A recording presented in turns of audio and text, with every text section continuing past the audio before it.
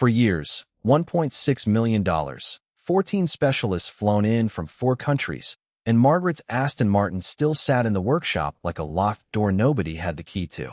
Cold, silent, untouched by all of it.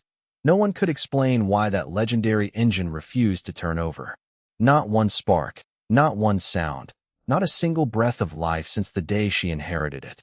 Until the afternoon Margaret finally ran out of patience, turned across the workshop floor toward the man restocking shelves in the corner, and said, "What about you? Do you even dare to try?" No one in that room knew what was coming. Stay with this one.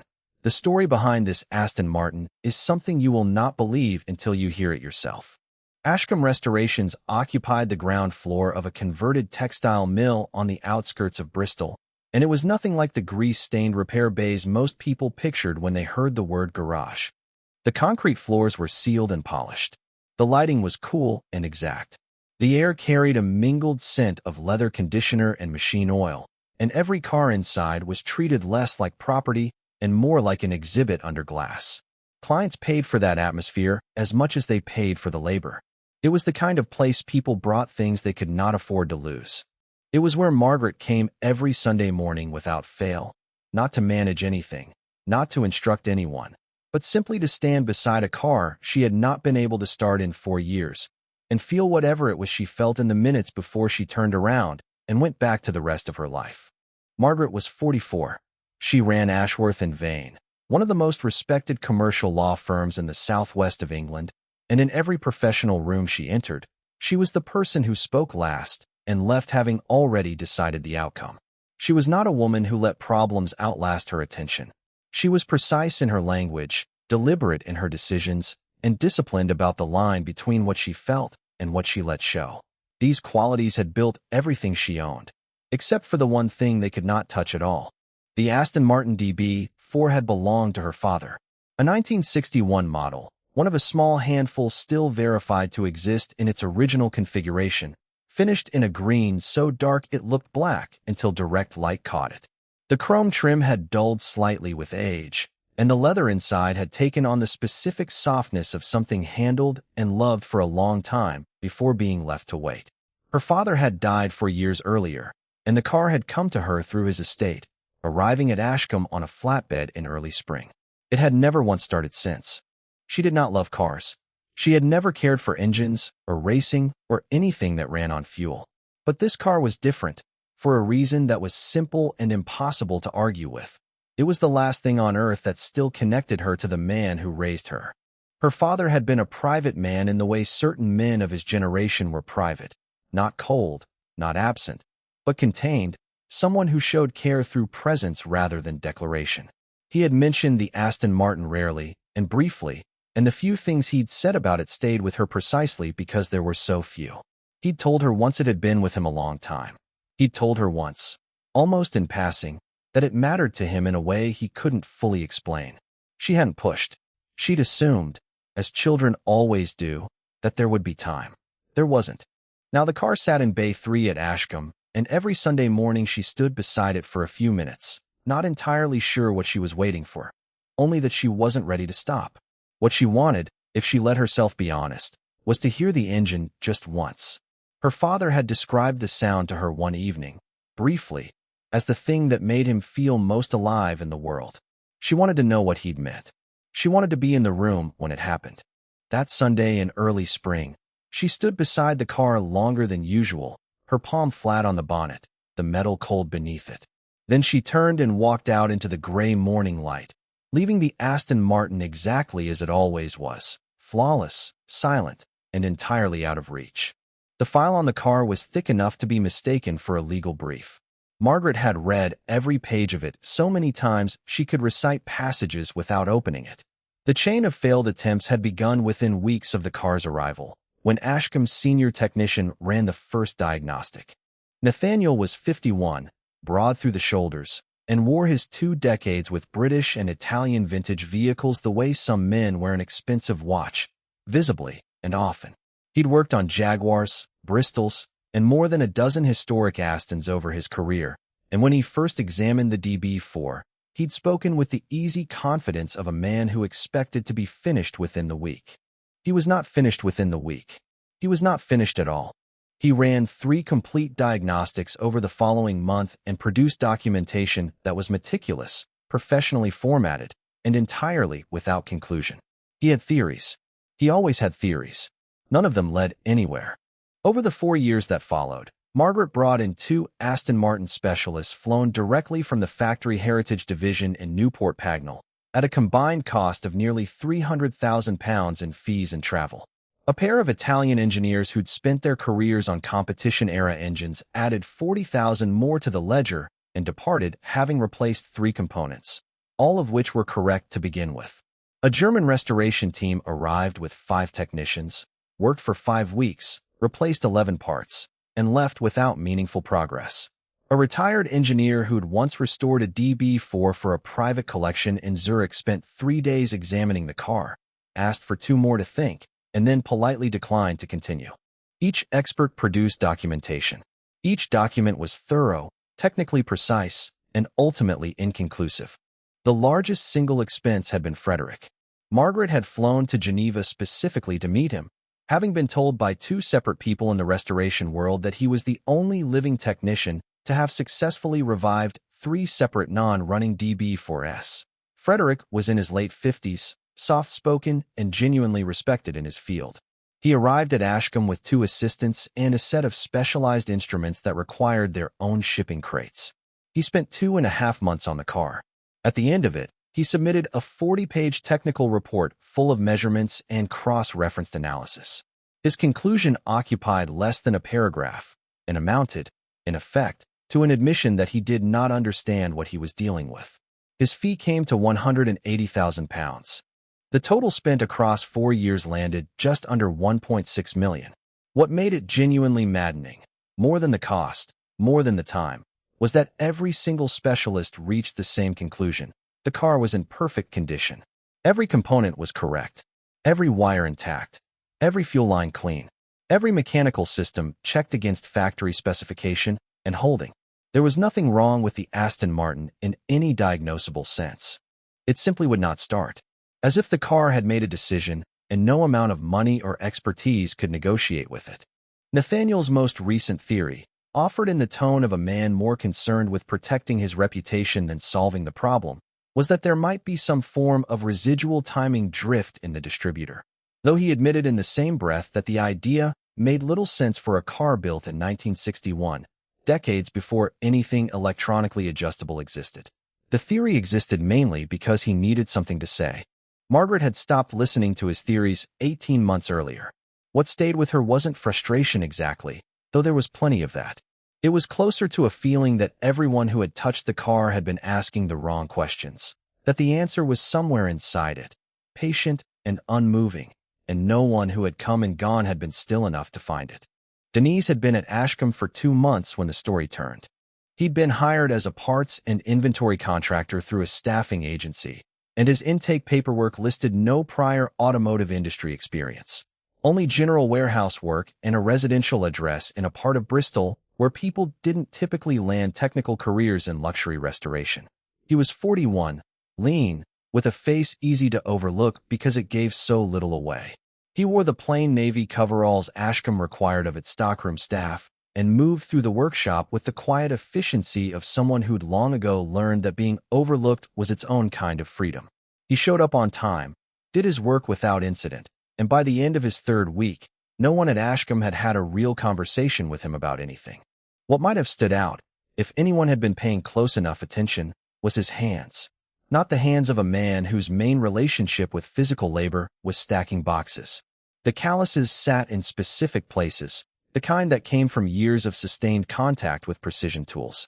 The joints of his fingers carried old fine work marks, and no matter how thoroughly he scrubbed them, a faint trace of machine oil remained at the base of his fingernails, absorbed too deep to fully lift. Priya, Ashcombe's front desk coordinator, had noticed early and said nothing. People carried histories that weren't hers to investigate. What she noticed more recently was how Denise behaved around the Aston Martin. It wasn't obvious. Nothing about him was obvious, but it was consistent. Whenever his restocking route brought him past Bay 3, he'd pause a moment longer than necessary. Not staring, not lingering in a way that drew attention. Just a brief stillness before moving on. But the angle of his gaze wasn't the angle most people used on that car. He didn't look at the bonnet the way enthusiasts did, or the bodywork the way admirers did. He looked at the rear subframe, at the underside from a low, oblique angle, at the seam where the chassis met the bulkhead, places that only mattered to someone thinking about how a car was built, not how it looked. 3 weeks before the afternoon everything changed. Nathaniel had left a technical drawing on his workbench, a cross-section of an early 60s inline-six engine pulled from an archive binder. Denise, passing on his route, had picked it up to move it aside. He held it for 11 seconds before setting it down. Priya, watching from across the room, had counted, though she couldn't have said why. The drawing had been upside down when he picked it up. He'd turned it right way round without thinking. The automatic correction of someone for whom that orientation was as natural as reading left to right. Denise had arrived in Bristol 5 months earlier from Medina, in northern Italy. What he'd been doing in Medina, and what had brought him across a continent to stock shelves at a restoration workshop, were questions no one at Ashcombe had thought to ask. His file held a work permit, a clean background check, and 2 references that checked out without issue. The agency hadn't dug further. Nathaniel hadn't asked. Margaret had never been introduced to him at all. And yet, if one knew where to look, the name Denise still circulated in a small, tight-knit circle of retired engineers who'd spent their careers on historic vehicles. Spoken quietly, not often, but with a particular weight, the kind attached to names people associate with something significant that ended badly. Whether that ending was a failure or a punishment depended entirely on who was telling it. The people who'd worked beside him told it one way. The people who'd worked above him told it another. Both agreed, from their different angles, on one thing. He had been exceptional. None of this was known at Ashcombe. Denise stocked shelves and logged inventory and swept the back room. And the Aston Martin sat in Bay 3, and 4 years became 4 years and 2 months. The afternoon it broke open was a Thursday in early April. Frederick had called Margaret at 2, on a video line, and the conversation lasted 9 minutes. He hadn't called to report progress. He'd called because he felt it his professional duty to formally state what he'd come to believe, that the problem with the car sat outside the boundaries of what he understood. He didn't use the word inexplicable. He was too careful and too proud for that. But the sentence he did use came close enough that Margaret felt the floor tilt slightly as she heard it. She ended the call, set the phone on the bench beside the Aston Martin, and stood very still. The afternoon light came in cold through the high windows and fell across the bonnet, and the green looked almost black where the shadow reached it. Nathaniel came in from the back office. He'd have said he came to check a parts order, but his timing wasn't accidental. He'd known about the call, and he crossed the workshop with the practiced ease of a man positioning himself for a particular conversation. He stood beside Margaret a moment, looking at the car, then said what he'd been building toward for the better part of a year. The car had a market value, even in its current non-running state, that put it well above $300,000 at auction. There were collectors who'd pay for provenance alone. Sometimes, he said, knowing when to let something go was the clearest sign of good judgment. He said it calmly, in the tone of a man offering reasonable counsel, which made it considerably worse. Margaret didn't look at him. She held her gaze on the car another moment. Then she looked up, across the open floor of the workshop, and saw Denise moving along the far wall with a stack of parts crates, unhurried, working his usual route. What happened next wasn't calculated. She was, in almost every circumstance, a calculated person. What happened in the next 30 seconds was none of that. It was 4 years of expertise and invoices and polite professional failure collapsing into one unguarded moment, the kind that arrives when the gap between what a person controls and what a person feels finally closes completely. She turned to Nathaniel. For years. 1.6 million. And it's still dead.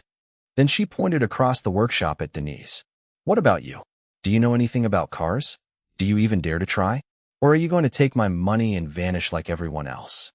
The workshop went silent. Priya, near the front desk, stopped moving. Nathaniel's expression passed through something brief and complicated before settling into a thin smile, the kind that communicates contempt without needing to say it aloud.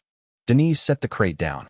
He looked at Margaret, not with deference, not with defensiveness, but with the level attention of someone who'd already decided what he'd say before she finished asking. "48 hours," he said. "No assistant. No budget up front. If I fail, you owe me nothing." Margaret looked at him a long moment. Then, without fully understanding why, said yes. Denise began at 7 that evening. He asked for the workshop to be cleared, not for privacy, but for silence. Nathaniel left with visible reluctance, his footsteps slow and deliberate, the walk of a man performing his own exit. Priya switched off the front lights and let herself out the side door.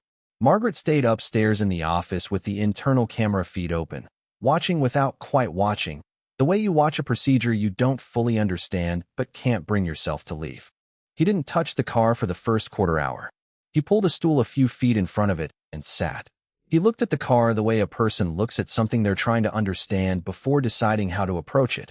Not analyzing exactly, more like waiting for it to show him where to begin.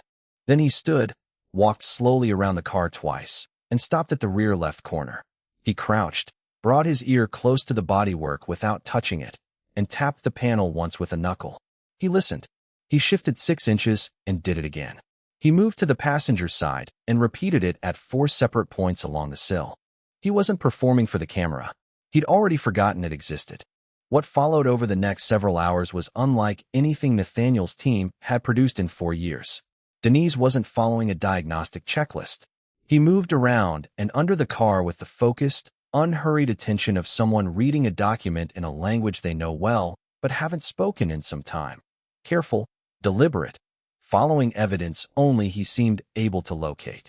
He pulled a small paper notebook from his coverall pocket, battered at the edges, already filled with old notation, and added to it steadily as the hours passed. By Friday morning, when Nathaniel arrived earlier than necessary, arriving, in truth, to watch for a failure, Denise had removed a small assembly from the left side of the transmission tunnel and set it on a cloth on the bench. It was roughly fist-sized, unremarkable to look at, positioned in a spot none of the previous specialists had focused on in 4 years of examination. Nathaniel looked at it, then at Denise. "That's the balance shaft coupling housing. If you've disturbed the load path on that incorrectly, you risk cascading stress through the whole drivetrain." Denise, bent over the tunnel, didn't look up. "I know what it is. This is exactly where I need to be." Nathaniel stood a moment longer, then walked to the back and made himself busy with something unrelated. Priya came in at 9 with 2 coffees, setting one beside the open notebook on the bench edge. She read, without meaning to, 2 lines on the open page. One was a column of measurements in handwriting so small, and even it might have been typeset. The other, in the margin, in a mix of English and Italian in slightly different ink, as if added at another time entirely. "The fault is not in the engine. The fault is that no one has asked what the car is trying to say." Priya set the coffee down and said nothing about it to anyone, though she thought about it the rest of the day. By Friday afternoon, Denise's movements had changed. He'd stopped exploring and started confirming. He sat a long time in front of one section of the chassis near the bulkhead, entirely still, the expression of someone who's worked their way to the end of a problem and is spending one last quiet moment verifying what he already knows to be true. He asked to speak with Margaret alone on Saturday morning. Priya relayed the message upstairs, and Margaret came down at 8. In a dark coat, her expression controlled in the way it always was before something she couldn't fully predict. Nathaniel was at the workshop entrance when she arrived. She paused in the doorway and looked at him with a stillness he understood to mean he wasn't included. He stayed outside. Denise had arranged 3 objects on the bench beside the Aston Martin. The first was the small assembly he'd removed from the transmission tunnel, clean now, its structure fully visible. The second was his open notebook, turned to a specific page. The third was a photograph, black and white, small, curling slightly at the corners, printed on the thicker stock of an earlier decade. He'd found it tucked inside the boot lining, wrapped in a thin oilcloth, pressed into a seam that hadn't been opened since whoever placed it there last knew it existed. He set it in front of Margaret without a word. The photograph showed a man standing beside this Aston Martin, identifiable by a small, unrepaired chip on the front wing, easy to miss but exact enough to be certain, at what looked like a European Hilclum on a clear day. In the lower corner, written in Italian in a hand she didn't recognize at first, and then slowly did. Per Semper Tua, 1961. The man in the photograph was her father, younger than she had ever known him. younger than any photograph her family owned, standing beside that car with an expression she had never once seen on his face in her life. Not pride. Something deeper and more private than pride. Something that looked, from this distance and across all those intervening decades, like a man standing at the exact center of his own life. Margaret didn't move for a long time. When she finally looked up, Denise began to explain, speaking in the manner of someone who'd spent a long time deciding exactly what to say, and had committed to saying only what was true and nothing more. The Aston Martin had no mechanical fault. It never had. The reason it wouldn't start wasn't a broken part, or a missing calibration, or an obscure manufacturing defect. It was intentional.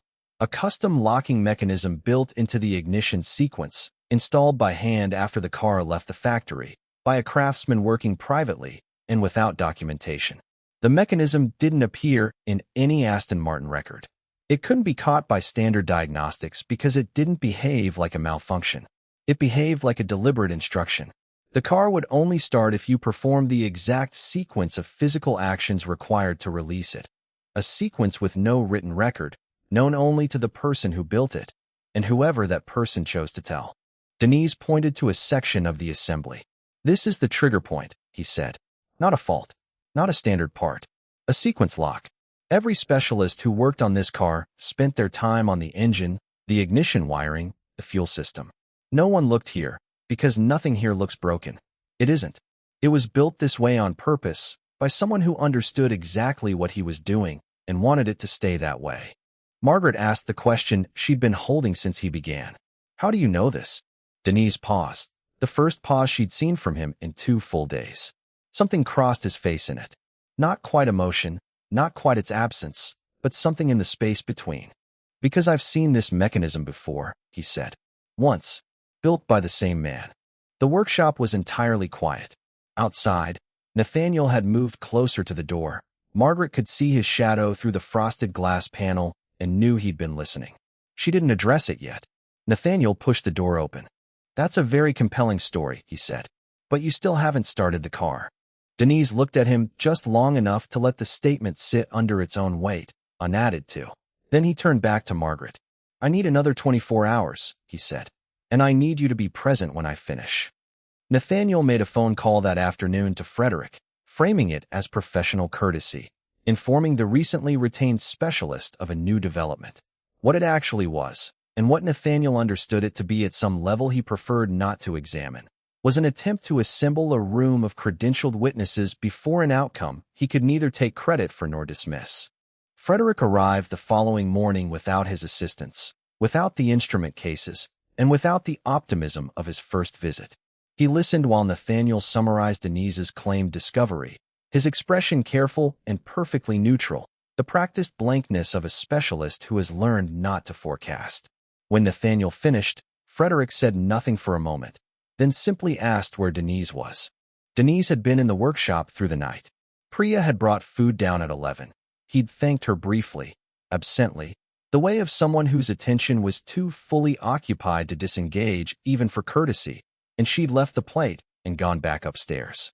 At the doorway, she'd paused and looked back. He was working under a single adjustable lamp, bent close over the transmission tunnel, moving with the precise, unhurried focus of a person not working against a deadline, because he already knew how the story ended. Margaret hadn't slept much. She lay in the upstairs office with her phone on her chest, the ceiling above her, thinking about the photograph, about the Italian phrase, about the expression on her father's face that she'd never seen anywhere in over 30 years of knowing him. After midnight, she called Robert Chase, who had been her father's solicitor for nearly 3 decades, and was the last person still living who might know anything about the years her father never described. The call was short. When it ended, she set her phone down and stared at the ceiling for a quarter of an hour without moving. She didn't go down to the workshop that night, but she stood in the doorway at 2 in the morning without switching on the lights.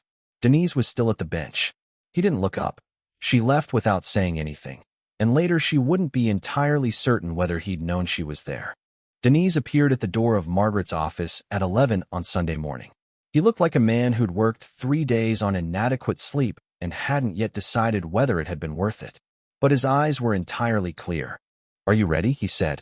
She'd been ready since 2 in the morning, though she wouldn't have used those words. They went down together. Denise walked to the passenger side and opened the door. He stood a moment at the threshold, looking at the interior, the leather, the dials, the wheel, the way someone looks at a threshold they've been considering for some time. Then he lowered himself into the driver's seat. What he did next wasn't what anyone watching expected. He didn't reach for the ignition. He placed both hands on the wheel first, at specific points, not the natural grip of a driver about to move, but the deliberate placement of someone executing a sequence. He adjusted the seat by a precise increment, moving it back until some particular alignment was reached. He reached down and adjusted the mirror without looking into it.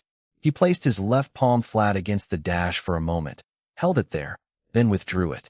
Only then did he reach for the key. He turned it. The Aston Martin started on the first attempt. The sound that came from under that bonnet wasn't the labored turnover of a machine waking reluctantly from a long sleep. It was immediate, full, total, an inline six finding its voice after 4 years of silence, as though it had never stopped, as though it had simply been waiting for someone to ask correctly. The sound filled the workshop entirely, rolling off the sealed concrete and the high glass. And it was exactly what Margaret's father had once told her it would be. She understood, at once and completely, what he'd meant. Less like a machine, more like something alive. No one spoke. The engine ran clean and steady. Priya pressed her fingers together at her sides. Even Nathaniel, for a moment, was entirely still. Denise turned the key back. The engine stopped. He stepped out. Nathaniel spoke first, his voice controlled in the way voices are controlled when they're covering something less steady underneath. That sequence you used. There's no record of it anywhere. Where did it come from? From the person who designed it. And who was that? Someone who didn't want it written down. Nathaniel held his position another moment, then shifted to the question he'd been building toward all morning. Then let me ask something simpler. Who exactly are you? Something moved through Frederick's expression, involuntary, brief, impossible to fully suppress. His mouth opened slightly, then closed. Denise turned to Margaret. He spoke without hurry, without performance, in the tone of someone discharging an obligation deferred too long. He had spent 12 years at a small but prestigious Italian coach builder, specializing in historic vehicle restoration and custom mechanical design. The craftsman who had built the locking mechanism in this car, the man in the black and white photograph, whose handwriting sat in the corner of that image, had been his mentor. The most gifted technical mind he had encountered in 12 years working among gifted technical minds. And in his entire career, that man had built this kind of mechanism for exactly 2 cars. What happened to the other one? Margaret said. It was destroyed. In an accident, in 1969. Margaret went very still. The solicitor's call from the night before settled in her chest, like a weight finding its place. She understood, with the specific certainty of a fact arriving exactly where it was always meant to land, what the connection was. She didn't say it aloud. Not yet. Nathaniel tried once more. If you were an engineer at that level, what are you doing here? He gestured at the workshop, the coveralls, everything the question implied. What brings a man with your background to a stockroom contract? The question was built to diminish. It did the opposite. It hung in the workshop like a statement about the limits of the man asking it, the loudest thing in the room and the least useful. Denise looked at him just long enough, then turned back to Margaret. There's a question you haven't asked me yet, he said. I think you already know the answer. I'll tell you when you're ready. They sat in the small office at the back of the workshop, the 2 of them, the late morning sound outside, and the Aston Martin visible through the interior window, still and green, quiet in a completely different way than before. Not the quiet of something that couldn't answer. The quiet of something that had finally been heard. Denise told her, in the same direct manner he did everything, without softening it, and without asking anything in return. For years earlier, while working on a high-profile authentication project for a European auction house specializing in historic motorsport, he had uncovered documentation irregularities pointing to a coordinated falsification scheme. Cars were being authenticated on fabricated provenance and sold as confirmed originals. The scale of it involved multiple 7-figure transactions over at least 5 years. He'd reported it internally first. The report was reviewed, acknowledged, and quietly buried. He raised it a second time, more formally documented. Within 30 days his contract was terminated on grounds technically procedural and practically untraceable. Within 60 days, his name had been systematically removed from the technical record of every project he'd contributed to across 12 years. Papers he'd written, restorations he'd led, assessments he'd certified, reassigned or redacted or simply relabeled. He hadn't sued. He'd been advised by someone who understood how these things resolved that the effort would consume everything he had and recover nothing. "I didn't lose my career because I was wrong," he said. "I lost it because I was right."